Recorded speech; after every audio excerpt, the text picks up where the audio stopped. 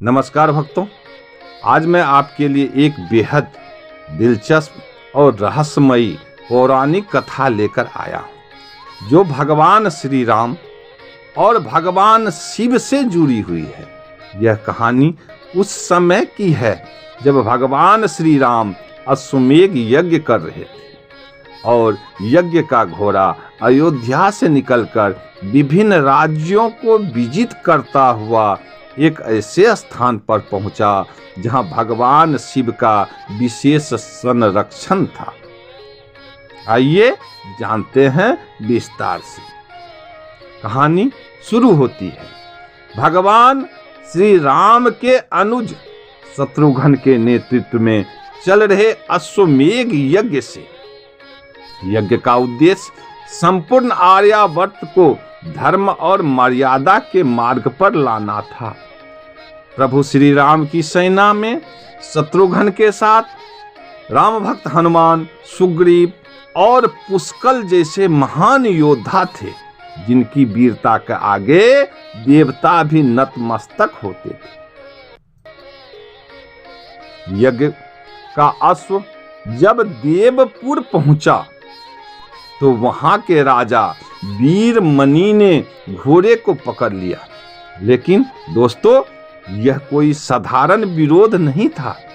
राजा वीरमणि भगवान श्री राम के भी अनन्य भक्त थे और साथ ही भगवान शिव के कृपा से रक्षित थे।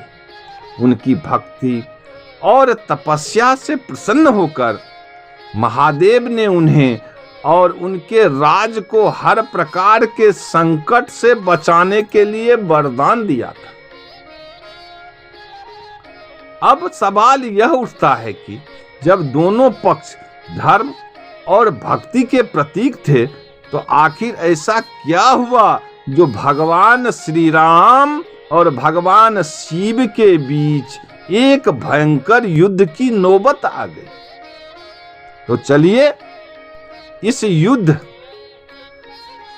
की अद्भुत कथा के अगले भाग में जानेंगे कि कैसे धर्म की परीक्षा लेते हुए देवताओं ने इतिहास का एक अद्वितीय अध्याय रच दिया। इस कथा के माध्यम से आपको न केवल धर्म और भक्ति का मर्म समझने को मिलेगा, बल्कि यह भी पता चलेगा कि मर्यादा पुरुषोत्तम श्री राम और भगवान शिव के बीच का यह युद्ध क्यों और कैसे समाप्त हुआ। अति प्राचीन काल की बात है। अयोध्या में जब मर्यादा पुरुषोत्तम श्री राम का अश्वमेध यज्ञ चल रहा था, प्रभु श्री राम के अनुज शत्रुघ्न के नेतृत्व में असंख्य वीरों की सेना सारे प्रदेश को विजित करती जा रही थी। जहां भी यज्ञ का घोड़ा जा रहा था, इस क्रम में कई राजाओं के द्वारा यज्ञ का घोड़ा पकड़ा गया, लेकिन अयोध्या की सेना के आगे उन्हें झुकना पड़ा। शत्रुघ्न के अलावा सेना में हनुमान, सुग्रीव और भरत पुत्र पुष्कल सहित कई महारथी उपस्थित थे, जिन्हें जीतना देवताओं के लिए भी संभव नहीं था। कई जगह भ्रमण करने के बाद यज्ञ का घोड़ा देवपुर पहुंचा, जहां राजा वीरमणि का राज्य था। राजा वीरमणि अति धर्मनिष्ठ तथा प्रभु श्री राम एवं महादेव के अनन्य भक्त थे। उनके दो पुत्र रुक्मांगद और शुभांगद वीरों में श्रेष्ठ थे। राजा वीरमणि के भाई वीर सिंह भी एक महारथी थे। राजा वीरमणि ने भगवान रुद्र की तपस्या कर उन्हें प्रसन्न किया था और महादेव ने उन्हें उनकी और उनके पूरे राज्य की रक्षा का वरदान दिया था। महादेव द्वारा रक्षित होने के कारण कोई भी उनके राज पर आक्रमण करने का साहस नहीं करता था। जब अश्वमेध के घोड़े उनके राज में पहुंचा, तो राजा वीरमणि के पुत्र रुक्मांगद ने उसे बंदी बना लिया और अयोध्या के साधारण सैनिकों से कहा, यज्ञ का घोड़ा उनके पास है, इसीलिए वे जाकर शत्रुघ्न से कहें कि विधिवत युद्ध कर वो अपना अश्व छुड़ा ले। जब रुक्मांगद ने ये सूचना अपने पिता को दी तो वे बड़े चिंतित हुए और अपने पुत्र से कहा कि अनजाने में तुमने प्रभु श्री राम के यज्ञ का घोड़ा पकड़ लिया है। प्रभु श्री राम हमारे मित्र हैं और उनसे शत्रुता करने का कोई औचित्य नहीं है, इसीलिए तुम यज्ञ का घोड़ा वापस लौटा आओ। इस पर रुक्मांगद ने कहा कि हे पिताजी, मैंने तो उन्हें युद्ध की चुनौती भी दे दी है, अतः अब उन्हें बिना युद्ध के अश्व लौटाना हमारा और उनका दोनों का अपमान होगा। अब तो जो हो गया उसे बदला नहीं जा सकता, इसीलिए आप मुझे युद्ध की आज्ञा दें। पुत्र की बात सुनकर वीरमणि ने उसे सेना सुसज्जित करने की आज्ञा दे दी। राजा वीरमणि अपने भाई वीर सिंह और अपने दोनों पुत्र रुक्मांगद और शुभांगद के साथ विशाल सेना लेकर युद्ध क्षेत्र में आ गए। इधर जब शत्रुघ्न को सूचना मिली उनके यज्ञ का घोड़ा बंदी बना लिया गया है तो वो बहुत क्रोधित हुए एवं अपनी पूरी सेना के साथ युद्ध के लिए युद्ध क्षेत्र में आ गए। उन्होंने पूछा कि उनकी सेना से कौन अश्व को छुड़ाएगा, तो भरत पुत्र पुष्कल ने कहा कि तातश्री आप चिंता ना करें, आपके आशीर्वाद और प्रभु श्री राम के प्रताप से मैं आज ही इन सभी योद्धाओं को मारकर अश्व को मुक्त करावाता हूँ। वे दोनों इस प्रकार बात कर रहे थे कि पवन सुत हनुमान ने कहा कि राजा वीरमणि के राज पर आक्रमण करना स्वयं परम पिता ब्रह्मा के लिए भी कठिन है, क्योंकि ये नगरी महाकाल द्वारा रक्षित है। अतः उचित यही होगा कि पहले हमें बातचीत द्वारा राजा वीरमणि को समझाना चाहिए। अगर हम ना समझा पाए तो हमें प्रभु श्री राम को सूचित करना चाहिए। राजा वीरमणि प्रभु श्री राम का बहुत आदर करते हैं, इसीलिए वे उनकी बात नहीं टाल पाएंगे। राम भक्त हनुमान की बात सुनकर शत्रुघ्न बोले कि हमारे रहते अगर प्रभु श्री राम को युद्ध भूमि में आना पड़े, ये हमारे लिए अत्यंत लज्जा की बात होगी। अब जो भी हो हमें युद्ध तो करना ही पड़ेगा। यह कहकर वे सेना सहित युद्ध भूमि में पहुंच गए। भयानक युद्ध छिड़ गया। भरत पुत्र पुष्कल सीधा जाकर वीरमणि से भिड़ गया। दोनों अतुलनीय वीर थे। वे दोनों तरह तरह के शास्त्रों का प्रयोग करते हुए युद्ध करने लगे। हनुमान जी राजा वीरमणि के भाई पराक्रमी वीर सिंह से युद्ध करने लगे। रुक्मांगद शुभांगद ने शत्रुघ्न पर धावा बोल दिया। पुष्कल और वीरमणि में इतना बड़ा घमासान युद्ध हुआ। अंत में पुष्कल ने वीरमणि पर 8 नराच बाणों से वार किया। इस वार को राजा वीरमणि सह नहीं पाए और मूर्छित होकर अपने रथ पर गिर पड़े। वीर सिंह ने हनुमान पर कई अस्त्रों का प्रयोग किया, उन्हें कोई हानि नहीं पहुंचा सके। हनुमान जी ने एक विकट पेड़ से वीर सिंह पर वार किया। इससे वीर सिंह रक्त बमन करते हुए मूर्छित होकर धरती पर गिर पड़े। उधर शत्रुघ्न और राजा वीरमणि के पुत्रों में असाधारण युद्ध चल रहा था। अंत में कोई चारा ना देख शत्रुघ्न ने दोनों भाइयों को नागपाश में बांध लिया। अपनी विजय देखकर शत्रुघ्न की सेना ने सभी वीर सिंहनाद करने लगे। उधर राजा वीरमणि की मूर्छा दूर हुई। उन्होंने देखा कि उनकी सेना हार के कगार पर है। यह देखकर उन्होंने भगवान रुद्र का स्मरण किया। महादेव ने अपने भक्त को मुसीबत में जानकर वीरभद्र के नेतृत्व में नंदी भृंगी सहित सारे गणों को युद्ध क्षेत्र में भेज दिया। महाकाल के सारे अनुचर उनकी जय जयकार करते हुए अयोध्या की सेना पर टूट पड़े। शत्रुघ्न, हनुमान और बाकी योद्धाओं को लगा कि जैसे प्रलय आ गया हो। जब उन्होंने भयानक मुख वाले रुद्रावतार वीरभद्र, नंदी भृंगी सहित महादेव की सेना देखी तो सारे सैनिक भय से कांप उठे।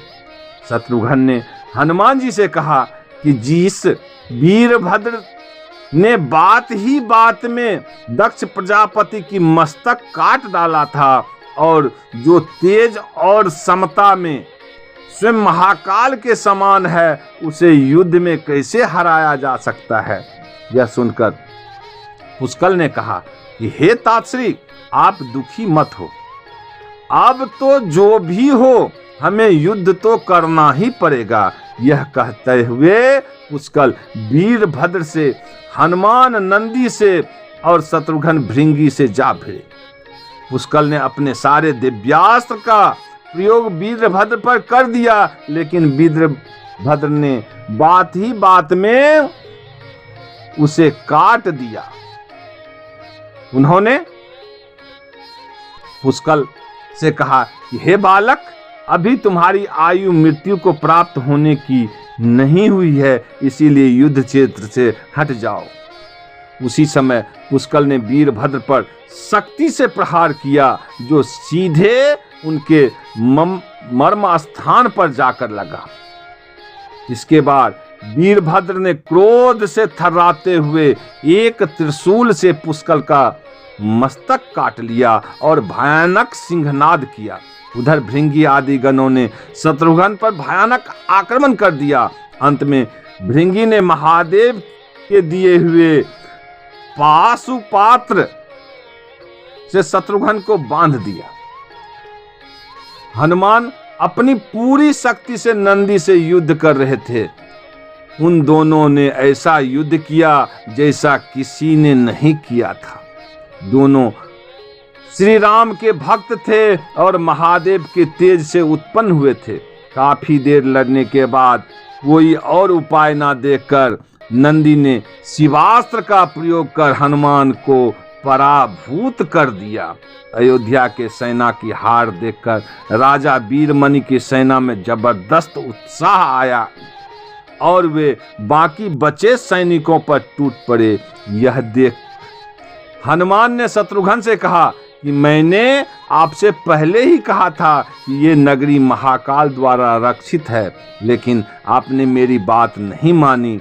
अब इस संकट से बचाव का एक ही उपाय है कि हम सब प्रभु श्री राम को याद करें। ऐसा सुनते ही सारे सैनिक शत्रुघ्न, पुष्कल एवं हनुमान सहित प्रभु श्री राम को याद करने लगे। अपने भक्तों की पुकार सुनकर प्रभु श्री राम तत्काल ही लक्ष्मण और भरत के साथ वहां पहुंच गए। अपने प्रभु को आया देख सभी हर्षित हो गए एवं सबको ये विश्वास हो गया कि अब हमारी विजय निश्चित है। प्रभु श्री राम के आने पर जैसे पूरी सेना में प्राण का संचार हो गया। भगवान श्री राम ने सबसे पहले शत्रुघ्न को मुक्त कराया और उधर लक्ष्मण ने हनुमान को मुक्त करा दिया। जब श्री राम, लक्ष्मण और भरत ने देखा कि पुष्कल मृत्यु को प्राप्त हो चुके हैं तो उन्हें बड़ा दुख हुआ। भरत तो शोक में मूर्छित हो गए। प्रभु श्री राम ने क्रोध में आकर वीरभद्र से कहा कि तुमने जिस प्रकार पुष्कल का वध किया है, उसी प्रकार अब अपने जीवन का भी अंत समझो। ऐसा कहते हुए प्रभु श्री राम ने सारी सेना के साथ शिवगणों पर धावा बोल दिया। जल्द ही उन्हें पता चला गया कि शिवगणों पर साधारण अस्त्र बेकार है, इसीलिए उन्होंने महर्षि विश्वामित्र द्वारा प्रदान किए गए दिव्यास्त्रों से वीरभद्र और नंदी सहित सारी सेना को विदीर्ण कर दिया। प्रभु श्री राम के प्रताप से पार ना पाते हुए सारे गणों ने एक स्वर में महादेव का आह्वान करना शुरू कर दिया। जब महादेव ने देखा कि उनकी सेना बड़े कष्ट में है तो वे स्वयं युद्ध क्षेत्र में प्रकट हो गए। इस अद्भुत दृश्य को देखने के लिए परमपिता ब्रह्मा सहित सारे देवता आकाश में स्थित हो गए। जब महाकाल ने युद्ध क्षेत्र में प्रवेश किया तो उनके तेज से प्रभु श्री राम की सारी सेना मूर्छित हो गई। जब प्रभु श्री राम ने देखा कि स्वयं महादेव रण क्षेत्र में आए हैं तो उन्होंने शस्त्र का त्याग कर भगवान रुद्र को दंडवत कर प्रणाम किया एवं उनकी स्तुति करने लगे। उन्होंने महाकाल की स्तुति करते हुए कहा कि हे सारे ब्रह्मांड के स्वामी, आपके ही प्रताप से तो मैंने महापराक्रमी रावण का वध किया।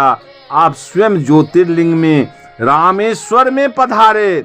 हमारा जो भी बल है वो भी आपके आशीर्वाद के फलस्वरूप ही है। ये जो अश्वमेध यज्ञ मैंने किया है वो भी आपकी इच्छा से ही हो रहा है, इसीलिए हम पर कृपा करें और इस युद्ध का अंत करें। यह सुनकर भगवान शिव ने कहा कि हे राम, आप स्वयं विष्णु के दूसरे रूप हैं। मेरी आपसे युद्ध करने की कोई इच्छा नहीं। फिर भी चूंकि मैंने अपने भक्त वीरमणि को उसकी रक्षा का वरदान दिया है, इसीलिए मैं युद्ध से पीछे नहीं हट सकता। अतः संकोच कर आप युद्ध करें। प्रभु श्री राम ने इसे महाकाल की आज्ञा मानकर युद्ध शुरू कर दिया। दोनों में महान युद्ध शुरू हो गया, जिसे देखने देवता लोग आकाश में स्थित हो गए। प्रभु श्री राम ने अपने सारे दिव्यास्त्रों का प्रयोग महाकाल पर कर दिया, पर उन्हें संतुष्ट नहीं कर सके। अंत में उन्होंने पशुपतास्त्र का संधान किया और भगवान शिव से बोले कि हे प्रभु, आपने ही ये वरदान दिया है कि आपके द्वारा प्रदत्त इस अस्त्र से त्रिलोक में कोई भी पराजित नहीं हुए बिना रह सकता। इसीलिए हे महादेव, आपकी ही आज्ञा और इच्छा से मैं इसका प्रयोग आप ही पे करता हूँ। यह कहते हुए प्रभु श्री राम ने वो महान दिव्यास्त्र भगवान शिव पर चला दिया। वो अस्त्र सीधा महादेव के हृदय स्थल में समा गया और भगवान रुद्र इससे संतुष्ट हो गए। उन्होंने प्रसन्नता पूर्वक प्रभु श्री राम से कहा कि आपने युद्ध में मुझे संतुष्ट किया है, इसीलिए जो इच्छा हो वर मांग लो। इस पर प्रभु श्री राम ने कहा कि हे भगवान, यहाँ इस युद्ध क्षेत्र में भ्राता भरत के पुत्र पुष्कल के साथ असंख्य योद्धा वीर गति को प्राप्त हो गए हैं।